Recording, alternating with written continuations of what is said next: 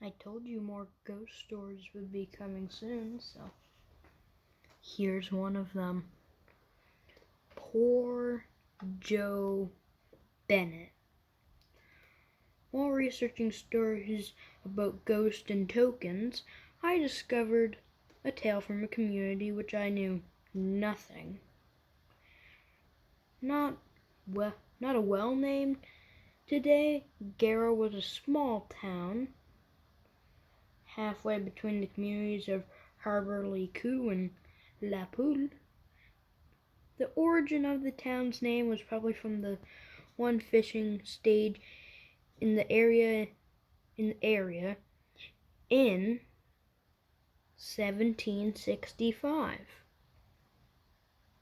But the first record of permanent inhabitants was in the 1936 census, which indicated 12 inhabitants living in the town. The population peaking at just under 200 people in the 1860s, but in 1873, roughly 3/4 of the population left for work in Coasty Island, MacAlp's 1894 to 1997, or 1894, one of those two. I don't know. Directory for the Burgo and La Poule district show only 2 inhabitants for Gera Bay, Joseph Collins and George Collins, both fishermen. Sometime after 1911, the place was abandoned. In 1886, at the time when the community was at its decline, it was home to a telegraph repeating station for the North Line running to Bay State George, or Street George. The line had been established only a few years previously, and that would last for only a few more years. Christmas time of that year, a series of strange events unfolded in the dwindling town. We know the story of what transpired in Gera Bay because of the writings of one man, Michael Francis Howley, a Roman Catholic priest, archbishop, and author for many years. Howley lived and worked out of Street George's on the West Coast, where he was a public figure in the social, economic, spiritual, and political life of the area. He was a contributor to many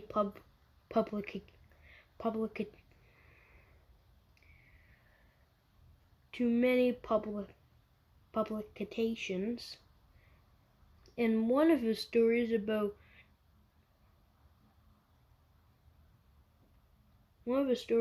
Gera was published in 1915, the year following his death, which in a journal called Christmas Bells. I don't know if you guys can hear me well, but we're just going to have to roll with it.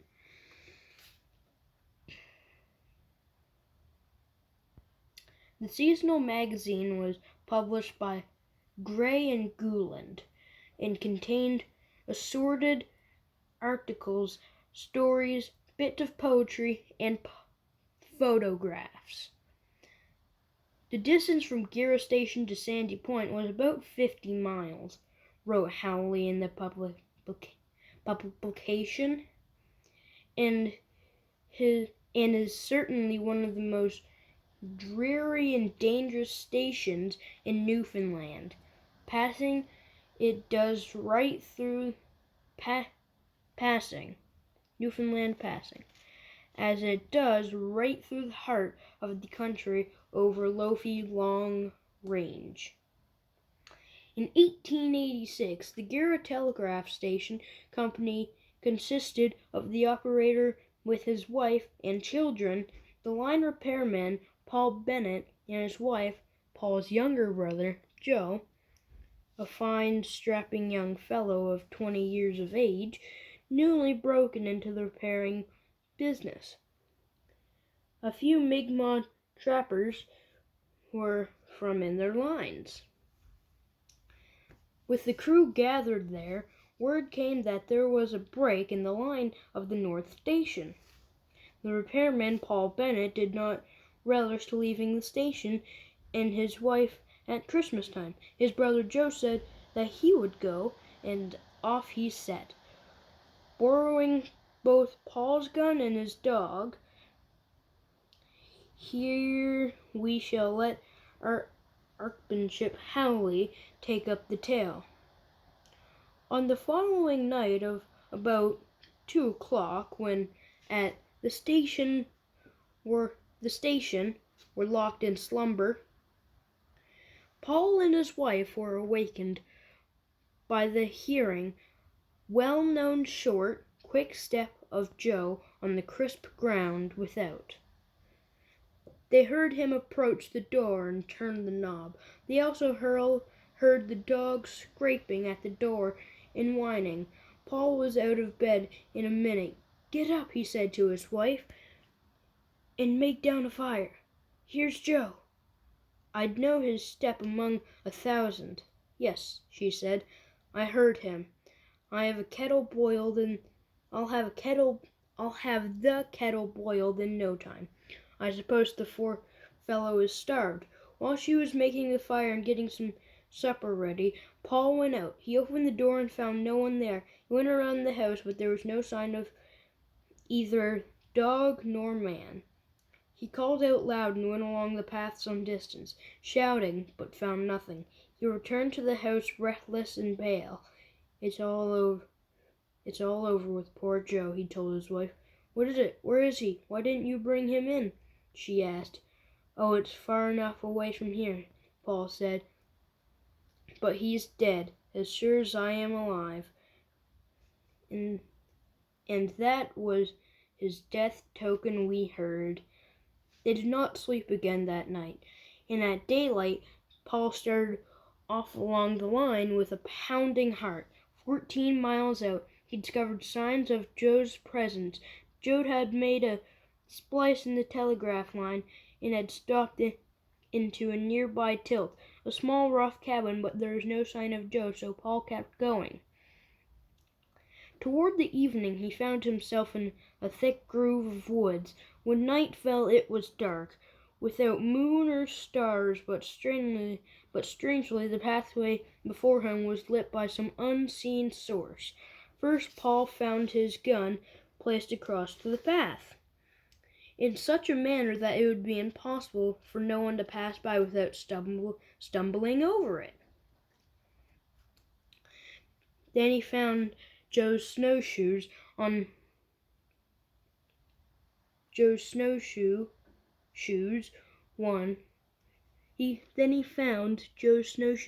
on top of the other across the path. Paul came to a low glacier valley about 50 yards across, where the strangely light seemed brighter than ever. There lay his brother, lying peacefully across the path, with the dog standing over him and whining precariously. Howley describes the sad scene thusly: "He had kneed down to his prey. The mark of his knees was in the soft ground. His left hand was stretched out, and his cap near it, showing that it had taken off, that he had taken it off. Praying to his right hand, it was by his side, and held his rosary beads. He did not die of hunger. He had plenty of grub with him.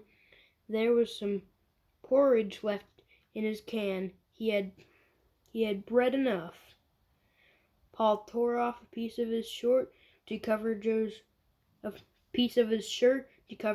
face.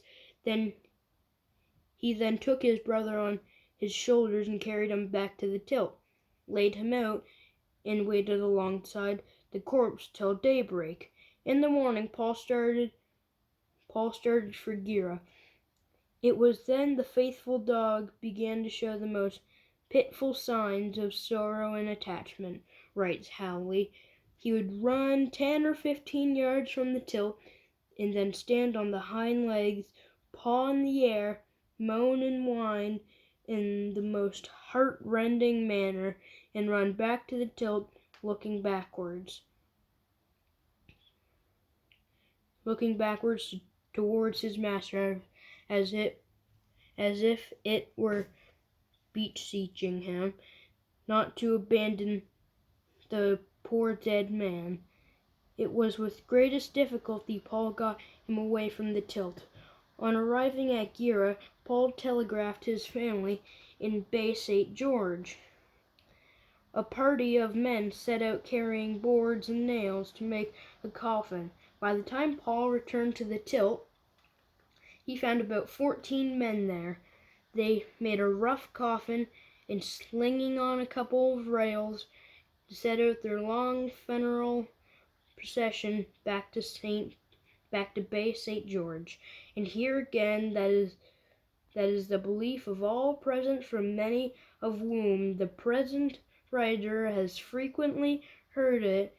The supernatural element entered in, states Howley, for they travelled without the slightest difficulty the whole length of that long 30 miles, bearing their heavy burneth through swamps, over brooks, across snowbanks, without difficulty or accident of any kind, without a snow or bog, in a manner which, under any ordinary circumstances, which would be altogether impossible. The cause of death for poor Joe Benoit was never determined, and his last days remained shrouded in mystery. He was, in final words of the Archbishop, a good and innocent young man. He now sleeps in peace in the blessed ground of the little graveyard at St. George's, awaiting the trumpet call and the reward of the good and the faithful servant.